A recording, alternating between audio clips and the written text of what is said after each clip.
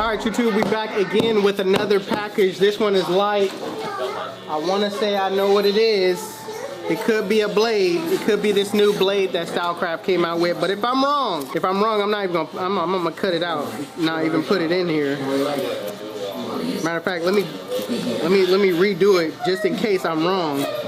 All right, YouTube, I got a package in the mail. Wonder what it is. Don't do what I'm doing. This. All right, we got it open.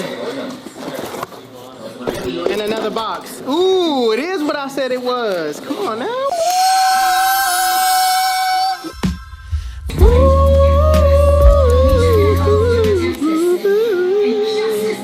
The new Gamma blade? What? This is like a Voltron Echo blade? Alright. T1000, oh it is. It's a T1000 Echo Fade blade. Okay. Alright. I knew it was some type of mechanical something. But alright, come on. This is what it is. This is what it is. Can you hear it? It's supposed to have an echo to it. Alright, comes with 2 screws. There's 2 screws in here. You probably can't see it. Let me see. 2 screws in here. Oh, there's a spring. Comes with this spring. It's already alright. And this is the cutting blade. Ooh, okay, the cutting blade look hard. I ain't gonna lie to you, the cutting blade looking a little raw. I'm gonna put it on my 360s, and then I'll be back. Hold on. All right, so this is what it looks like on the 360s.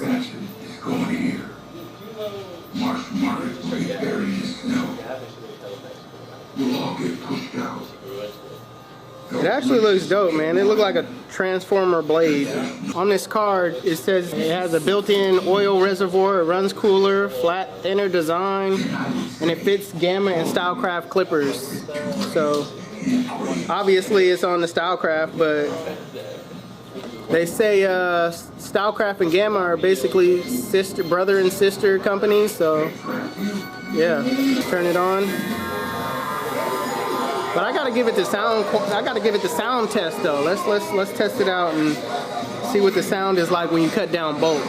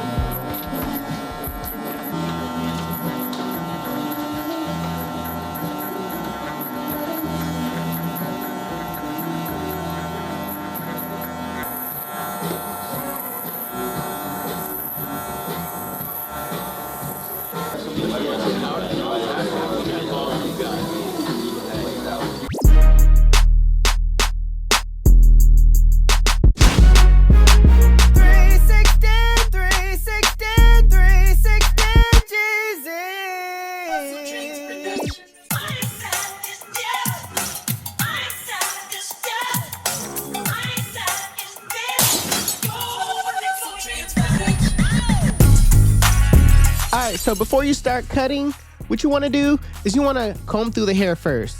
What you're doing is lifting the hair off of the scalp, making it easier for the hair to feed into the teeth of the blades.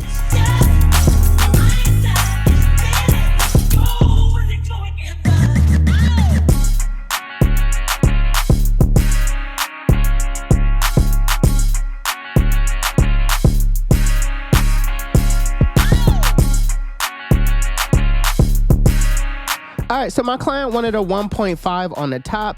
Now, in any other scenario, I would have recommended a 2, but because I know my client really wasn't brushing enough, it's a good time to reset, cut it low. That way he could start brushing again and build back up his waves. So I went in ahead and just did what he asked for and went down to a 1.5, and I'm just starting in the crown area and working my way outward.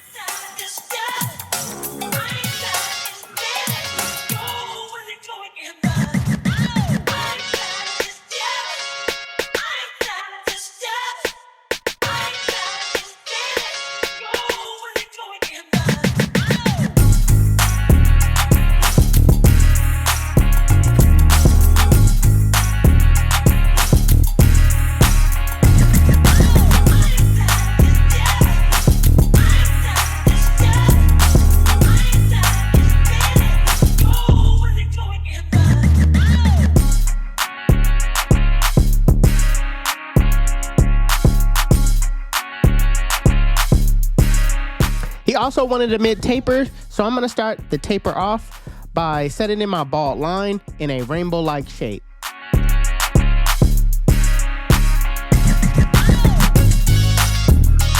Now going back with my clippers, with the lever fully open, I'm going up about a 1/2 inch, making sure I still keep that rainbow-like shape by using my corners only.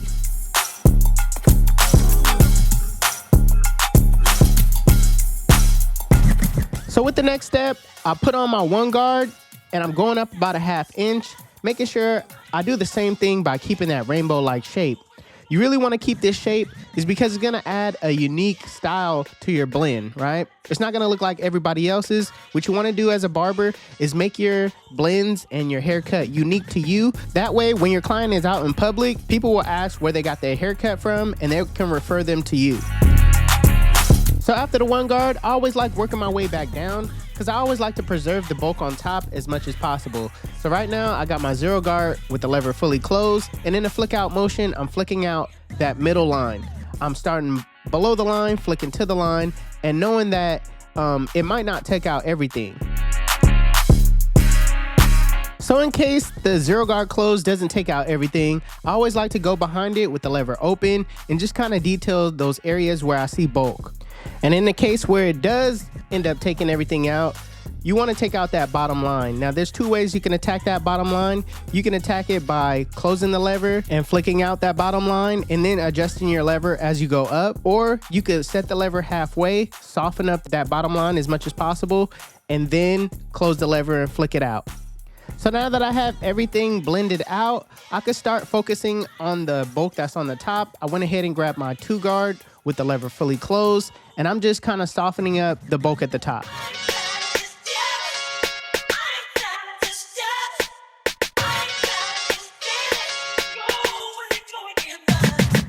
And lastly, what you want to do is detail your work. Detailing is so important, right? It separates you from just being an average barber.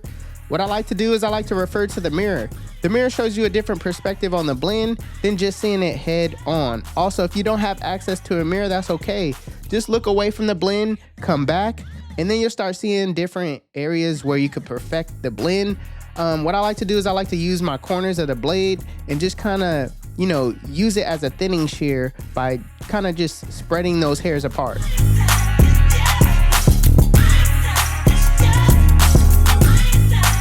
Now, when it comes to the back, I always say it's pretty much easier than the sides, right? Because you don't have to worry about putting in a shape. You're just kind of blending in the back. It's a lot more room to work with. And the best way I could tell you guys to, up your speed is to memorize these steps, all right? If you're in school, it's very important to memorize these steps. That way you're not second guessing what you're doing next, right? So I use the same steps on everybody. It doesn't switch up. I go the same width. I use the bald line, lever open, 1 guard open, 2 on top, attack the bulk, blend back down. I'll either soften up that middle line with a 1 guard close, or I just go attack it fully with the 0 guard close, take it out. If it doesn't get taken out fully, with the 0 guard close, lever open, detail, and then attack that bottom last with the lever fully closed, either halfway to soften it up, then close, or fully close and adjust the lever as I go up. So I always attack the line first by prepping it. What I'm doing right now is I'm spraying hairspray just to lock in everything, and then I'm gonna blow dry it on cold. I'm not gonna use heat because heat, it kind of melts it. It just adds a different effect to it rather than you do it on cold, right? So you wanna freeze it, you don't wanna melt it.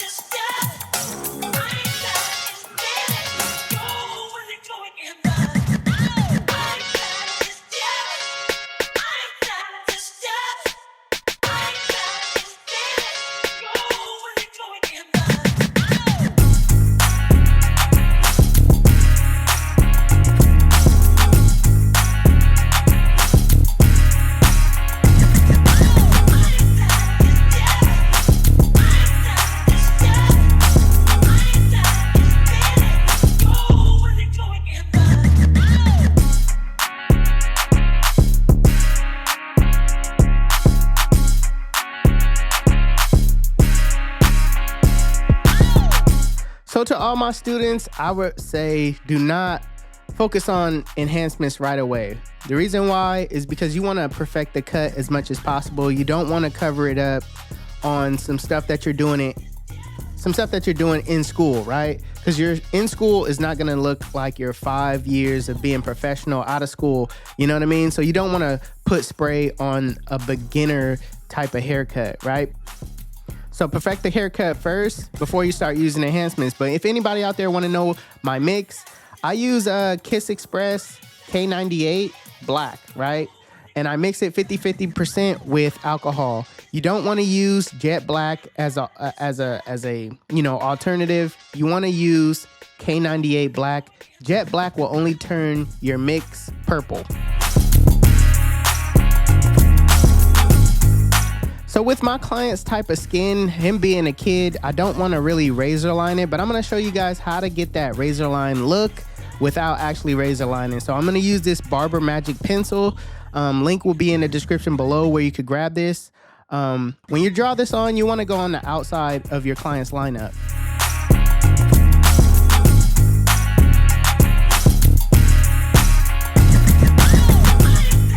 After that, you're going to spray some oil sheen on it. You don't have to spray a lot, just a couple of sprays, just a mist. And then what you're going to do is line it up to the lineup part. You're going to drag the liners upward to the lineup. That way it gives it a sharp line. What the oil sheet is doing is basically melting the pencil, and it makes it softer so you can leave a thin line.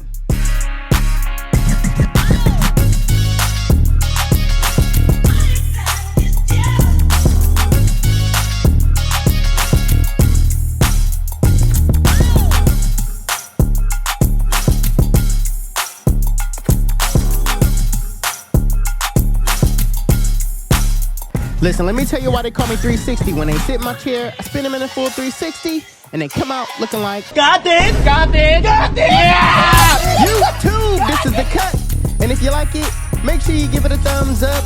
If you're new to the channel, hit that subscribe button. Also, follow me on Instagram and TikTok. My TikTok is official360Jeezy, and my Instagram is 360Jeezy. But it's your boy 360Jeezy, and I'm out of here.